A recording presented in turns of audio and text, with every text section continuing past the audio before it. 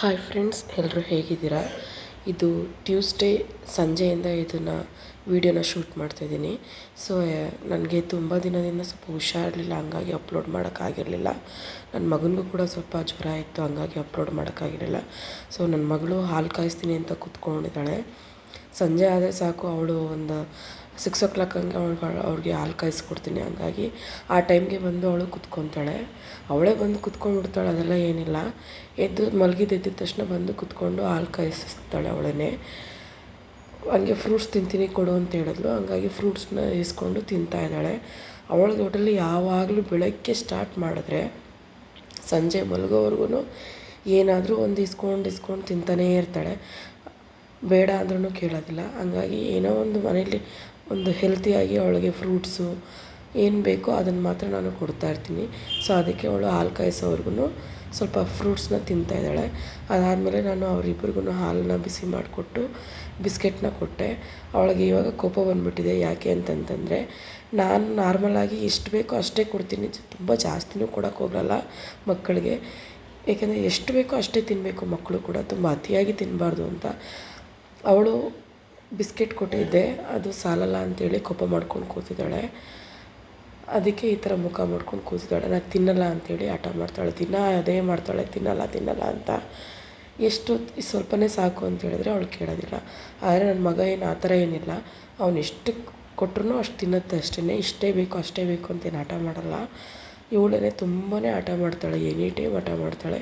ನಿಮ್ಮ ಮನೇಲೂ ಹೆಣ್ಮಕ್ಳು ಅಂದ್ರೇ ಸ್ವಲ್ಪ ಹಿಂಗೇನ ಕಮೆಂಟ್ ಮೂಲಕ ತಿಳಿಸಿ. ಅದಾದಮೇಲೆ ನಾನು ನಮ್ಮ ಮನೆ ಪಕ್ಕದಲ್ಲಿ ಒಂದು ದೇವಸ್ಥಾನ ಇದೆ ಕೆಳಗಡೆ. ಸೊ ಆ ದೇವಸ್ಥಾನದಲ್ಲಿ ಯಾವುದೋ ಮದುವೆ ನಡೀತಾ ಇತ್ತು ಅನಿಸುತ್ತೆ, ಮೇ ಬಿ. ನಾನು ಆ್ಯಕ್ಚುಲಿ ಬಂದ್ಬಿಟ್ಟು ಅವ್ರದ್ದು ದೇವ್ರದ್ದು ಏನಾದರೂ ಜಾತ್ರೆ ಇರ್ಬೋದೇನೋ ಅಂತ ಅಂದ್ಕೊಂಡೆ. ಆದರೆ ಅವರು ಲೈಟಿಂಗ್ಸ್ ಎಲ್ಲ ಅರೇಂಜ್ ಮಾಡಿರೋದ್ರಿಂದ ಅದು ಆ್ಯಕ್ಚುಲಿ ಏನೋ ಮದುವೆಗೋಸ್ಕರ ಅದು ಲೈಟಿಂಗ್ ಎಲ್ಲ ಅರೇಂಜ್ ಮಾಡಿದ್ದಾರೆ ಅಂತ ಗೊತ್ತಾಯಿತು. ಹಾಗೆ ಬೆಳಿಗ್ಗೆ ಬಟ್ಟೆಗಳನ್ನೆಲ್ಲ ಒಗ್ದಿದ್ದೆ, ಅದನ್ನೇ ಎತ್ಕೊಂಡು ಬಂದೆ. ನಂತರ ನಾನು ಮಂಗಳವಾರ ಆಗಿರೋದ್ರೆ ಪ್ರತಿ ಮಂಗಳವಾರ ನಾನು ವಾರ ಮಾಡ್ತೀನಿ. ಸೊ ಮುರುಘನ ನಾನು ಆರಾಧನೆ ಮಾಡೋದ್ರಿಂದ ಪ್ರತಿ ಮಂಗಳವಾರ ತಪ್ಪದೇ ನಾನು ಸಂಜೆ ಟೈಮಲ್ಲಿ ಮುರುಘನ ಆರಾಧನೆ ಮಾಡಿ ಸ್ಕಂದ ಷಷ್ಠಿ ಕವಚನ ಓದ್ತೀನಿ. ಸೊ ಅದು ನನಗೆ ಪ್ರತಿ ಮಂಗಳವಾರ ಕೂಡ ಅಭ್ಯಾಸ ಆಗಿರುತ್ತೆ. ಸೊ ಹಾಗಾಗಿ ನಾನು ಖಂಡಿತ ಮಾಡ್ತೀನಿ ಅದನ್ನು. ನಂತರ ನನ್ನ ಮಕ್ಕಳು ಕೂಡ ಹೊರಗಡೆ ಕಾರಿಡಾರಲ್ಲಿ ನಾನೊಂದು ತುಳಸಿ ಪಾಟು ಮತ್ತು ಒಂದು 3 ಗಿಡ ಇದೆ ಅಷ್ಟೇ, ತುಂಬ ಏನಿಲ್ಲ. ಅಲೋವೆರಾ ಮತ್ತು ತುಳಸಿ ಪಾಟು, ಒಂದು ಸ್ವಲ್ಪ ಇನ್ನೊಂದು ಗಿಡ ಇದೆ ಅಷ್ಟೇ. ಸೊ ಈ 3 ಗಿಡಕ್ಕೂ ಅವನು ನೀರು ಹಾಕ್ತಾಯಿದ್ದಾನೆ. ಅವ್ರಿಗೆ ಈ ಥರ ನೀರನ್ನ ಹಾಕೋದು ಮತ್ತು ಎಲ್ಲ ಮಾಡಬೇಕು ಅಂದರೆ ತುಂಬ ಇಷ್ಟಪಟ್ಟು ಮಾಡ್ತಾರೆ ಅವರೇ. ಸೊ ಅವಳು ನನಗೆ ಕೊಟ್ಟಿಲ್ಲ ಅಂತೇಳಿ ಅದರಲ್ಲೂ ಕೂಡ ಕೋಪ ಮಾಡ್ಕೊಂಡು ನಿಂತಿದ್ದಾಳೆ ಅವಳು ಕೂಡ. ಆಮೇಲೆ ನಾನು ಪೂಜೆ ಮಾಡ್ತೀನಿ ಅಂತೇಳಿ ಅವ್ರು ಪೂಜೆ ಮಾಡ್ತಾಯಿದ್ದಾಳೆ. ಅದರಲ್ಲೂ ಕಚ್ಚಾಡ್ತಾಯಿದ್ದಾರೆ ಇಬ್ಬರು ಸುಡ, ನಾನು ಮಾಡ್ತೀನಿ ಅಂತ ಕಚ್ಚಾಡಿಕೊಂಡು ಕೊನೆಗೆ ಅವಳು ಫಸ್ಟ್ ಮಾಡಿ ಅವಳೇ ಎಲ್ಲದರಲ್ಲೂ ವಿನ್ ಆಗಬೇಕು ಅಂತ ಅವಳೇ ಇದು ಮಾಡ್ತಾಳೆ. ನಂತರ ಅದಾದ ನಂತರ ನಾನು ಸ್ವಲ್ಪ ಹೊತ್ತು ಓದಿಸ್ತೀನಿ. ಆ ಟೈಮಲ್ಲಿ ನಾನು ಅಡುಗೆ ಮಾಡೋಕ್ಕೆ ಮುಂಚೆನೇ ನಾನು ಓದಿಸ್ಬಿಡ್ತೀನಿ. ಏಕೆಂತಂದರೆ ಅವ್ನಿಗೇನು ಹೋಮ್ವರ್ಕ್ ಕೊಟ್ಟಿರ್ತಾರೆ ಸ್ಕೂಲಲ್ಲಿ ಅದನ್ನೆಲ್ಲ ನಾನು ಮುಗಿಸ್ಲಿಕ್ಕೆ ಮಾಡ್ತೀನಿ. ಏಕೆಂದರೆ ಅವ್ನಿಗೆ 4th ಆ್ಯಕ್ಚುಲಿ ಎಕ್ಸಾಮ್ ಇದೆ. ಸೊ ಇವಾಗ ಪ್ರಿ-KG ಓದ್ತಾ ಇದ್ದಾನೆ ಅವನು. ಪ್ರಿ-KGನಲ್ಲೂ ಕೂಡ ಅವನಿಗೆ ಸಬ್ಜೆಕ್ಟ್ಗಳಿದೆ ಒಂದು. ಸೊ ಅದ್ರ ಬಗ್ಗೆ ಅವನು ಓದ್ಕೋತಾ ಇರ್ತಾನೆ. ಅವನೇ ಎಲ್ಲ ಕಲ್ತ್ಕೊಂಡು ಏನು ಗೊತ್ತಾಗಲ್ಲ ಅದನ್ನು ಅವನು ನನ್ನ ಹತ್ರ ಕೇಳಿ ಹೇಳ್ಕೊತಾನೆ. ನೀಟಾಗಿ ಕೂತ್ಕೊಂಡು ಅವನೇ ಓದ್ಕೋತಾನೆ. ನಾನು ಏನು ಗೊತ್ತಾಗಲ್ಲ ಅವನಿಗೆ, ಅದನ್ನು ಏನು ತಪ್ಪು ಮಾಡ್ತಾನೋ ಅದನ್ನು ನಾನು ಅವನಿಗೆ ಹೇಳ್ಕೊಡ್ತಾ ಹೋಗ್ತೀನಿ. ಅದಲ್ಲದೆ ಅವಳು ಓದಿಸ್ತಾ ಇರಬೇಕಾದ್ರೆ ಯಾವಾಗಲೂ ಅವಳು ಕೂಡ ಜೊತೆ ಕೂತ್ಕೊಂಡೇ ಮಾಡ್ತಾಯಿರ್ತಾಳೆ. ನಾನು ಹೇಳ್ತೀನಿ ಅಂತ ತುಂಬ ಹಠ ಮಾಡಿ ಕಾನ್ಸಂಟ್ರೇಷನ್ ಮಾಡೋಕ್ಕೂ ಕೂಡ ಅವಳು ಬಿಡಲ್ಲ ಒಂದೊಂದು ಟೈಮು. ಸೊ ಆ ಥರ ಹಠ ಮಾಡ್ತಾಯಿರ್ತಾಳೆ ಎನಿ ಟೈಮು. ಅವಳಿಗೂ ಒಟ್ಟಲ್ಲಿ ಇಬ್ಬರು ಒಟ್ಟೊಟ್ಟಿಗೆ ಓದ್ಕೋತಾರೆ. ಇವನು ಓದ್ಕೊಳ್ಳೋದ್ರಲ್ಲಿ ಅವಳಿಗೂ ಕೂಡ ಅದರಲ್ಲಿ ಓದ್ಕೋತಾನೆ. ಅದಾದ ನಂತರ ಅವ್ನ ಸ್ಕೂಲಲ್ಲಿ ಕ್ಯಾಮಲ್ ಹೇಗೆ ನಡೆಯುತ್ತೆ ಅನ್ನೋದನ್ನು, ವಾಕ್ ಮಾಡುತ್ತೆ ಅನ್ನೋದನ್ನು ಸಬ್ಜೆಕ್ಟಲ್ಲಿ ಕೊಟ್ಟಿದ್ದರು. ಸೊ ಅದನ್ನು ಅವನು ಮಾಡಿ ತೋರಿಸ್ತಾ ಇದ್ದಾನೆ. ಈ ಥರ ಬರುತ್ತೆ ಕ್ಯಾಮಲ್, ಕತ್ತಿ ಈ ಥರ ಇದೆ ಅಂತಂದ್ಬಿಟ್ಟು ಅದನ್ನು ಮಿಮಿಕ್ರಿ ಮಾಡಿ ತೋರಿಸ್ತಾ ಇದ್ದಾನೆ. ನಂತರ ಮತ್ತೆ ಅವನಿಗೆ ರೈಮ್ಸ್ ಎಲ್ಲ ಇರುತ್ತಲ್ಲ ಅದನ್ನೆಲ್ಲ ಮತ್ತೆ ಓದ್ಕೊಳ್ತಾ ಇದ್ದಾನೆ ಕೂತ್ಕೊಂಡು. ಆಮೇಲೆ ನಾನು ಅಡುಗೆ ಮಾಡಿರಲಿಕ್ಕೆ ಸ್ಟಾರ್ಟ್ ಮಾಡಿಕೊಂಡೆ. ಇವತ್ತು ಆ್ಯಕ್ಚುಲಿ ನಾನು ಚಪಾತಿ ಜೊತೆ ಇದೇನು ಅಳಸಂದೆ ಕಾಳ್ದು ಬೇಬಿ ಜಾಕ್ ಫ್ರೂಟ್ ಇದೆಯಲ್ಲ ಅದರದ್ದು ಗ್ರೇವಿ ಮಾಡೋಣ ಅಂತಂದ್ಬಿಟ್ಟು ಮಾಡ್ತಾಯಿದ್ದೀನಿ.